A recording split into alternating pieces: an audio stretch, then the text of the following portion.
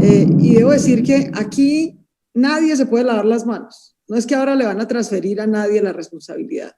Las normas son claras, el manejo de una pandemia requiere un manejo centralizado y coordinado desde la Presidencia de la República, y esa es una responsabilidad que el presidente ha asumido.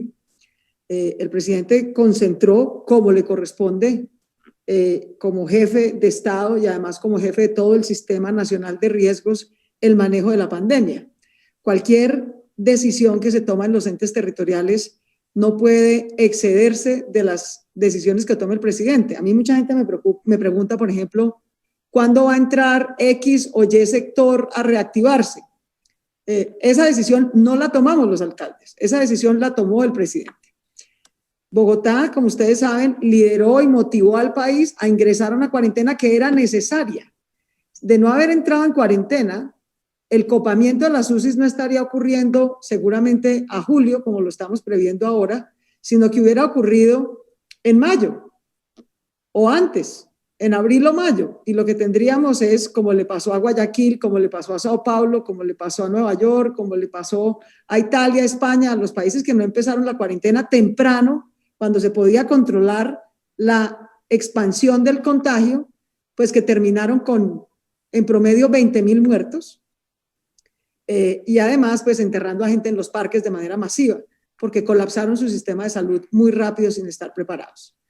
Bogotá lideró un equipo epidemiológico, lideró el inicio del simulacro. Al principio hubo mucha resistencia del gobierno nacional a entrar en una cuarentena nacional, pero muy pronto y por fortuna, compartiendo el mismo equipo de asesores epidemiológicos, el presidente de la República los escuchó, entendió que teníamos que guiarnos por la evidencia y con muchas responsabilidades del 24 de marzo decretó cuarentena nacional. Y eso ha salvado vidas en Colombia, en Bogotá, en todo el país. Y nos ha permitido ampliar y crecer capacidad hospitalaria. Y aquí, digamos, a veces tenemos que mantener un poco el rigor del debate aquí porque la controversia política inútil no ayuda en nada. Hoy, por ejemplo, nos hacen una crítica que porque está Corferias habilitado y no está lleno. El gran éxito es que no esté lleno. El gran éxito es que esté habilitado y no esté lleno. Si estuviera habilitado, lleno y rebosado, pues entonces ya habríamos superado la capacidad hospitalaria. Eso es exactamente lo que no queremos. Estamos creciendo en capacidad hospitalaria subsidiaria. Toda la red pública está fortalecida, toda la red privada está operando en conjunto con nosotros y Corferias ha ido recibiendo pacientes poco a poco para que no se rebose. De eso se trata, prevenir en vez de lamentar. En menos de un mes, Bogotá instaló el que es el hospital público más grande de América Latina para reforzar su red pública, que es Corferias. Corferias además está pensado por módulos. Arrancó con unas 600 camas, pero si necesitáramos 2,000, las podemos instalar en una semana. Si necesitáramos 5,000, las podemos instalar en pocas semanas. De manera que vamos por módulos en la medida que se requiera. Pero insisto, nuestro gran éxito al día de hoy como país y como ciudad es que no tenemos ni la red hospitalaria, ni las UCIs copadas, y el backup que tenemos de expansión hospitalaria, que es Corferias, no está copado. Eso, lejos de ser un síntoma de fracaso, es un síntoma de éxito en la prevención de la pandemia. Ahora bien, el señor presidente, así como decidió entrar en cuarentena, él tiene centralizado el manejo del tema, decidió empezar a flexibilizar la cuarentena desde el 27 de abril, y no por capricho, sino porque evidentemente hay un doble desafío aquí: contener la curva del contagio masivo y de la muerte masiva, pero también contener la curva del desempleo y la crisis económica. Ambas son una realidad. Yo personalmente, y lo he hecho con el mayor respeto, creo que había otras alternativas de política pública para poder contener esas dos, que mandar al mes, porque realmente estuvimos en cuarentena estricta entre el 24 de marzo, que la decretó el presidente. Nosotros empezamos el 20 de marzo, nos ganamos unos días, eso ha ayudado. Y se empezó a levantar el 27 de abril. El presidente desde entonces cada semana hace unos anuncios y saca más sectores a la calle y saca más gente a la calle. Y eso tiene una consecuencia que no es culpa del señor presidente, sino de la naturaleza de esta enfermedad. Y es que entre más gente hay en la calle, más contacto social hay, y entre más contacto social hay, más contagio hay. Mientras estuvimos en cuarentena estricta entre el 24 en Bogotá, 20 de marzo y 27 de abril, la tasa de contagio bajó de 2,6 a 1. Ahora que han flexibilizado la cuarentena, ya va en 1,48, porque esa es la naturaleza de esta enfermedad. Es un riesgo todo el tiempo. Entre más se flexibiliza, se alivia el bolsillo, sí, se alivia el empleo, sí, pero se empeora la pandemia. Ese es el trade-off que estamos haciendo todo el tiempo, ese es el intercambio de opciones muy difíciles que estamos haciendo todo el tiempo. Entonces, ¿eso qué exige?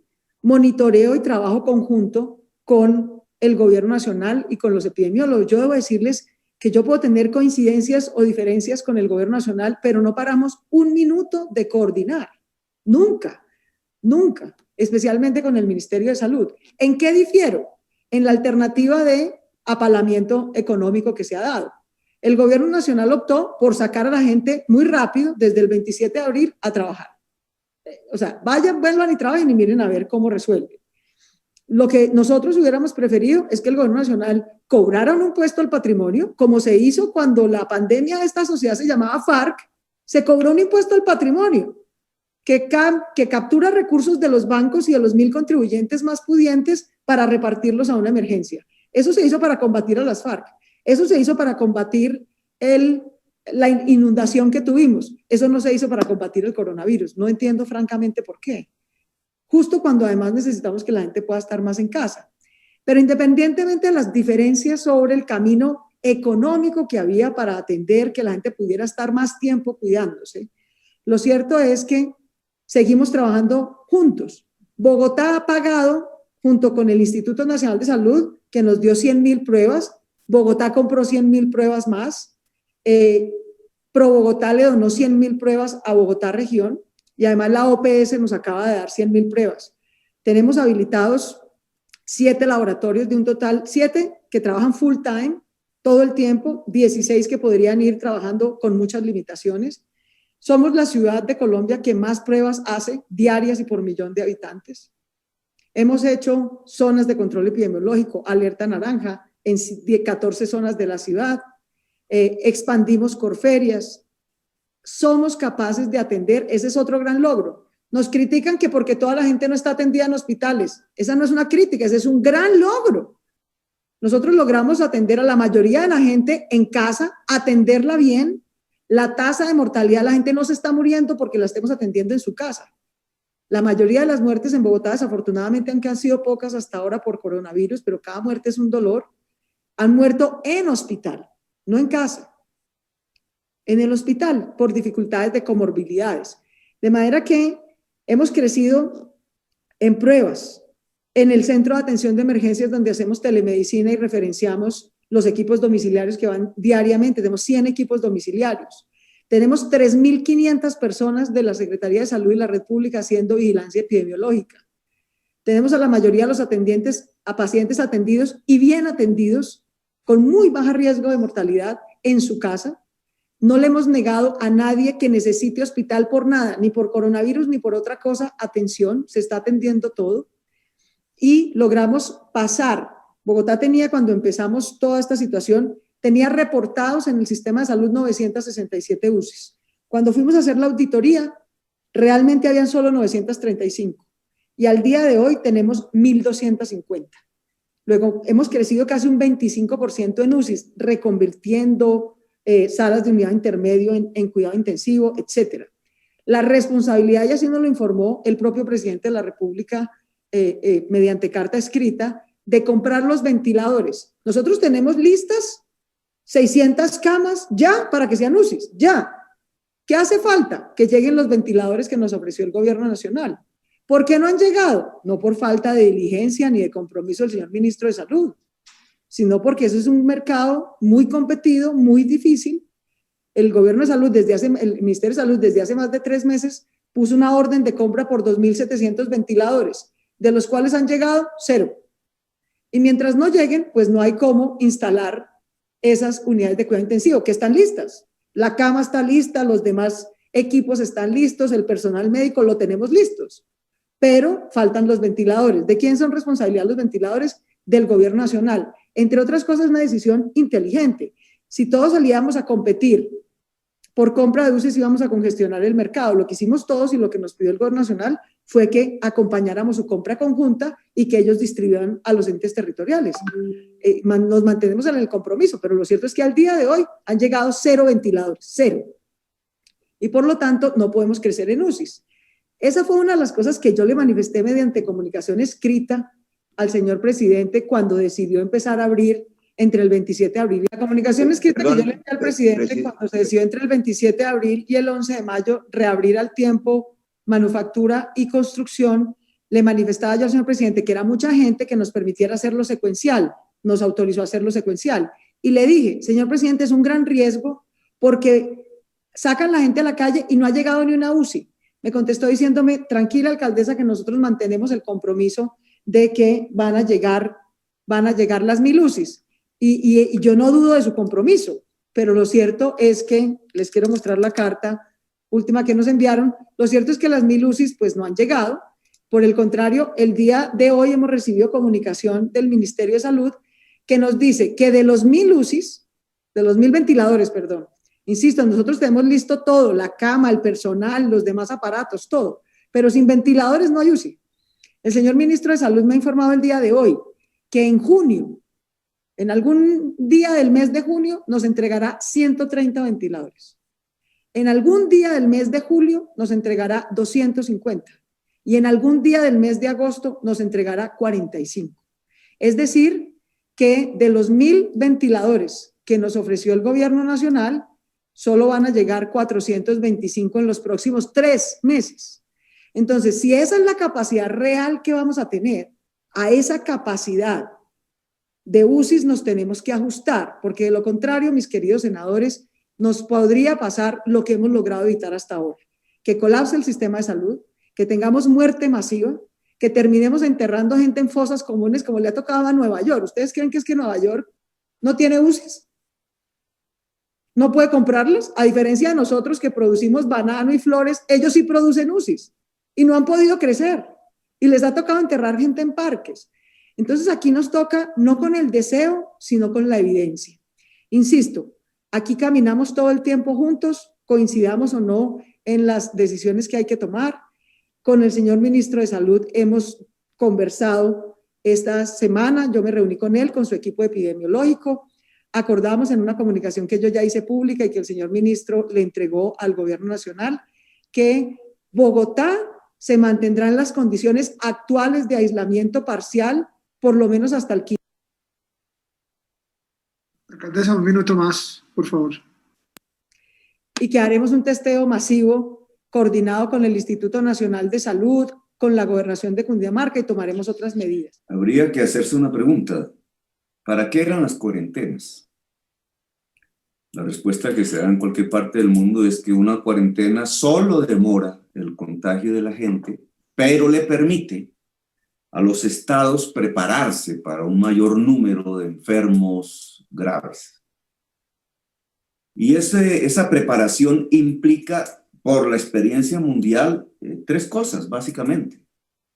La adquisición de muchísimas pruebas de alta calidad, como las PCR.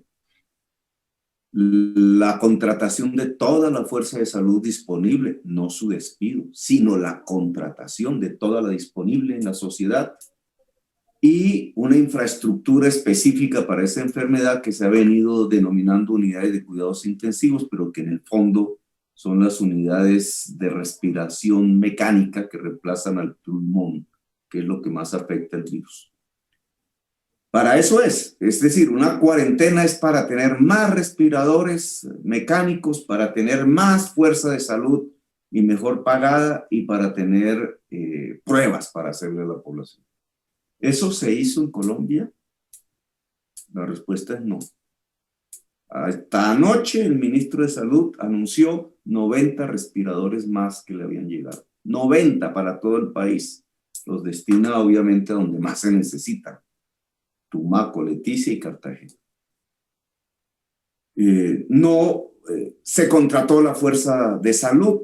Se prefirió continuar el modelo de las EPS y el modelo de la ley 100, con lo cual el personal de salud sigue siendo mal pago y las pruebas de PCR se siguen haciendo por demanda. Es decir, se levantó paulatinamente la cuarentena para privilegiar los circuitos del capital y no se preparó el Estado para el mayor contagio de la población.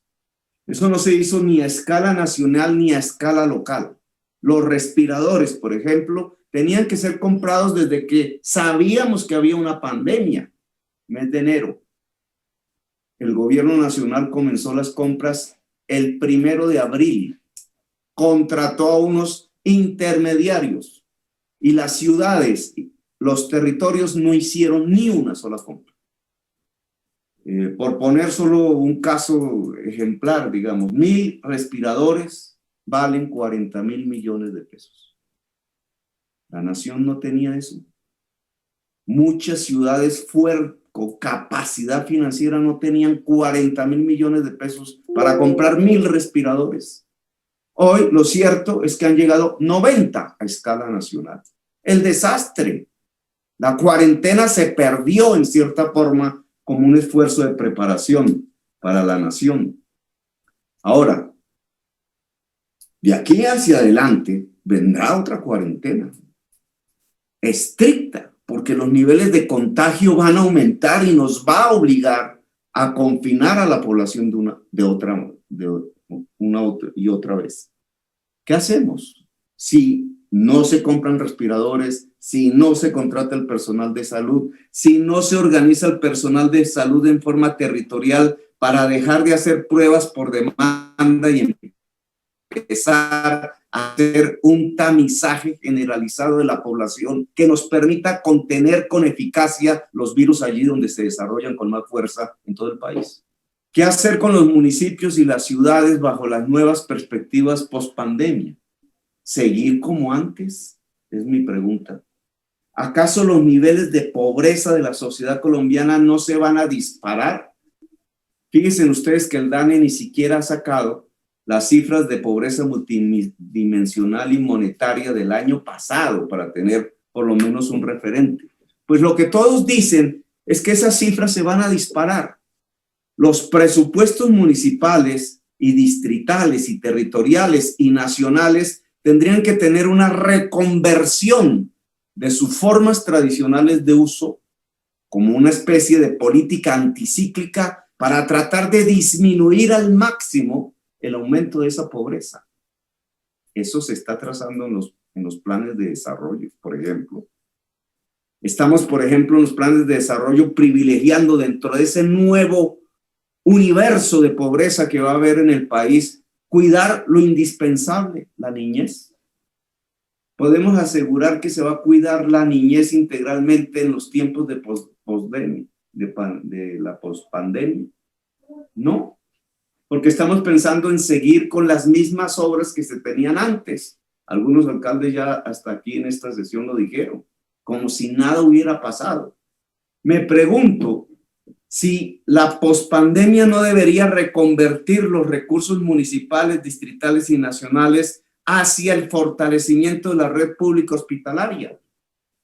¿No es esa la lección que nos arroja esto que estamos viviendo? Pero lo que uno ve es que nacionalmente se sigue profundizando el proceso de la Ley 100 que nos lleva a privatizaciones de la salud, y a escala municipal y distrital se está haciendo lo mismo. Se está privatizando hospitales que eran públicos, cuando la experiencia mundial nos enseña que lo que hay que hacer es lo contrario, fortalecer como nunca antes las redes públicas hospitalarias y el derecho a la salud, la visión de la salud territorialmente a través de mecanismos preventivos que balbuciantemente se pudieron experimentar en Colombia, pero que fueron desmantelados completamente. Esos mecanismos preventivos ahora se dejan en manos de las EPS. A una EPS que le funciona el negocio si la gente se enferma, no le interesa la prevención.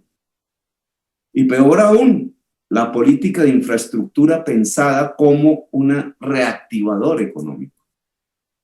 Se proponen más troncales al estilo Transmilenio en todo el país. Es decir, profundizar la crisis climática.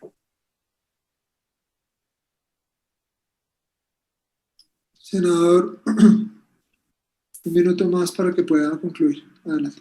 La crisis climática nos va a traer 100 veces más pandemias como la que estamos viviendo.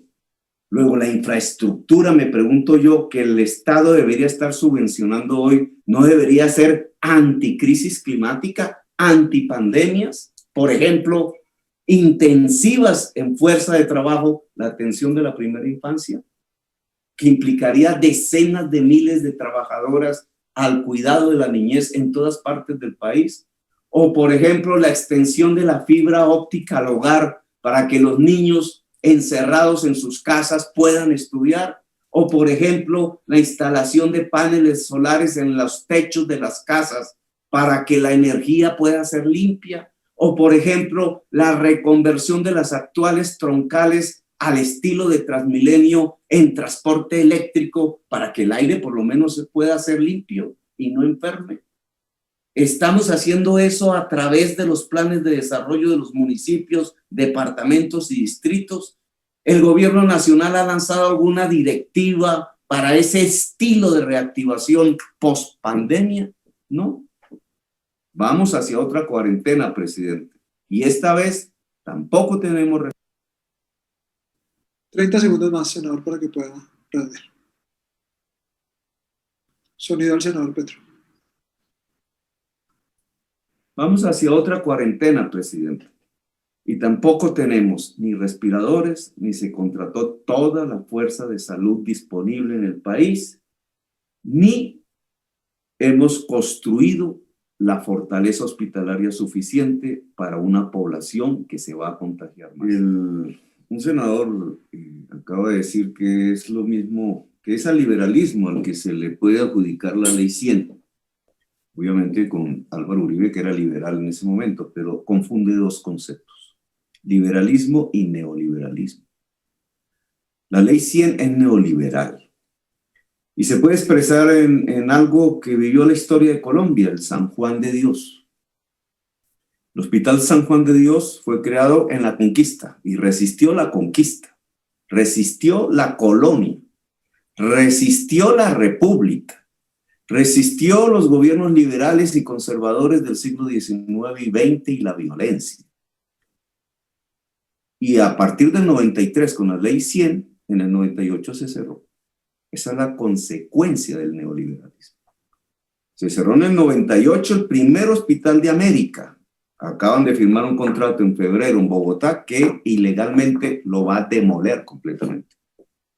Ese es un ejemplo del neoliberalismo. La incapacidad del Estado para asumir la salud. Cuando yo mencioné que 1.000 respiradores valen 40.000 millones de pesos en el mercado mundial, era para decir que desde enero, que se debía comenzar el proceso de compra, no se hizo ni en Colombia ni en Bogotá.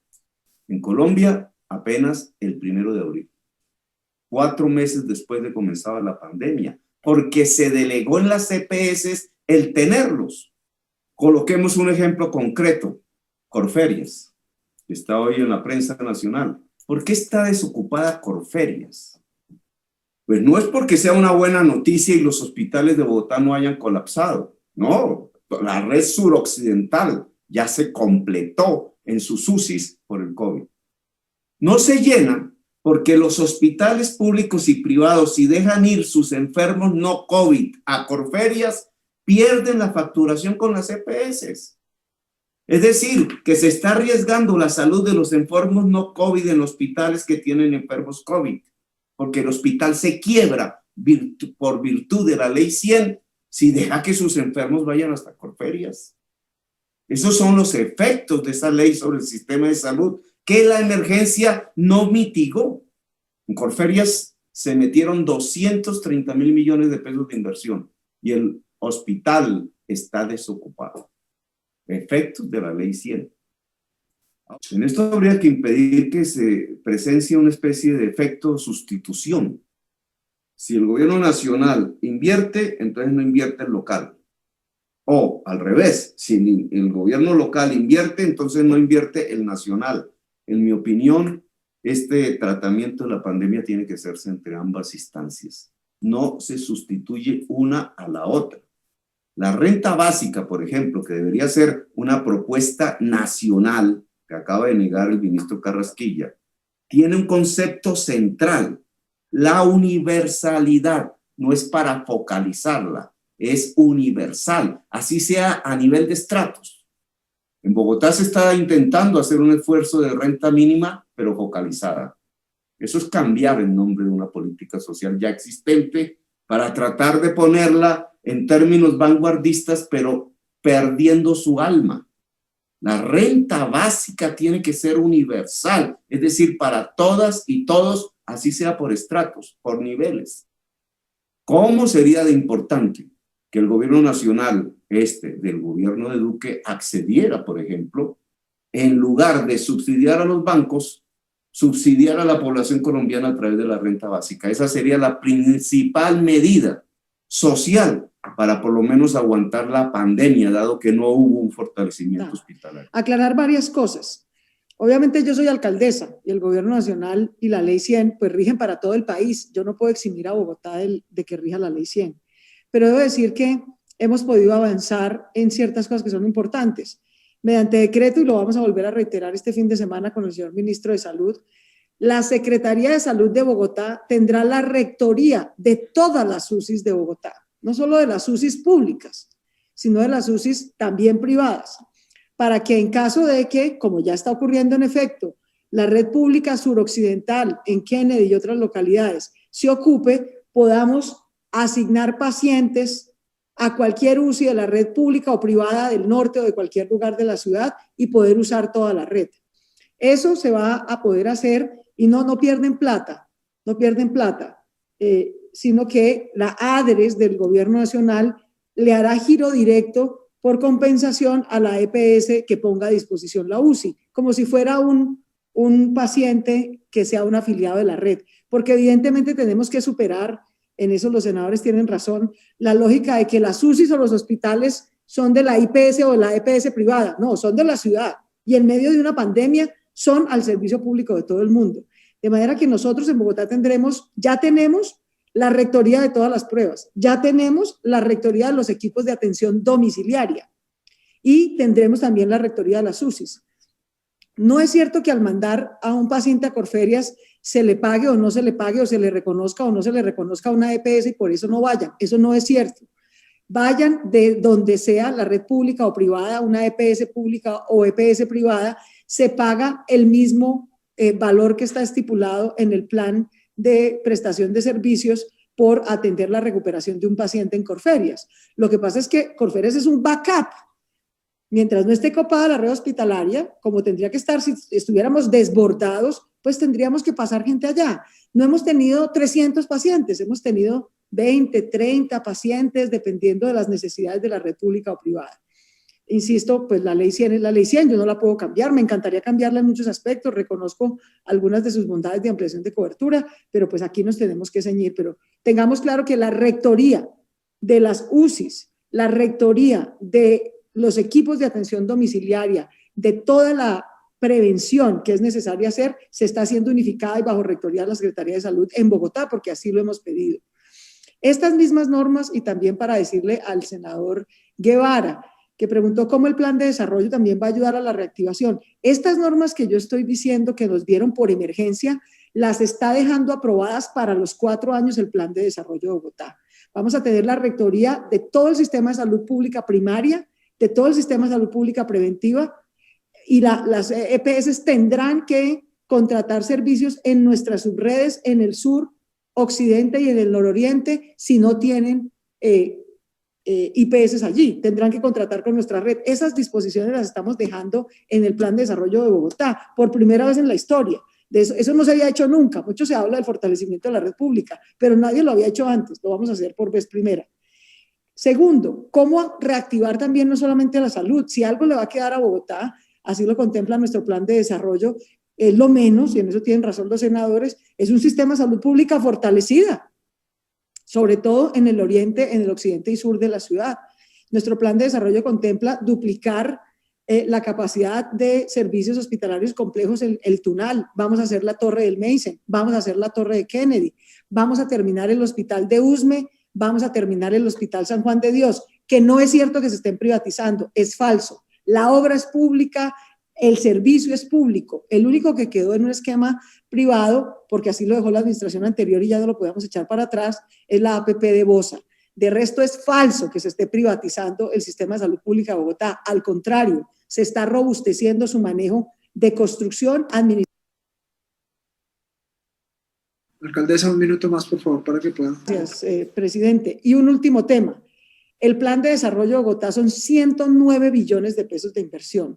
De esos, 57 billones de pesos de inversión están contemplados para reactivación social y reactivación económica. Eso quiere decir dos cosas muy concretas. No dejar morir a las MIPYMES. Por primera vez en la historia de Bogotá vamos a apoyar 100.000 microempresas, 2.5 billones de pesos, a proteger 200.000 empleos, a generar 500.000 empleos, no solo con obra pública, también con negocios verdes, con electrificación del transporte, también con resiembra, con reforestación, con inversión e innovación, con ciencia y tecnología, con más cupos de educación superior, con fortalecimiento del tejido productivo de las localidades. Y reactivación social quiere decir que nos hemos impuesto esa meta enorme, ambiciosa, pero necesaria. Y es que el ingreso básico garantizado que va a dar Bogotá por primera vez, de nuevo, nos encantaría que fuera universal para el país, pero es que nosotros solo somos de la alcaldía de Bogotá. Va a atender a 500.000 familias en Bogotá para lograr dos objetivos muy concretos. Que los 500.000 hogares que van a caer de vulnerabilidad a pobreza o de pobreza a pobreza extrema en Bogotá vuelvan y salgan de ahí en el transcurso de los próximos 3 años. Esa es la revolución enorme, el esfuerzo enorme de reactivación social, económica y delegada a la salud pública que le va a dejar el plan de desarrollo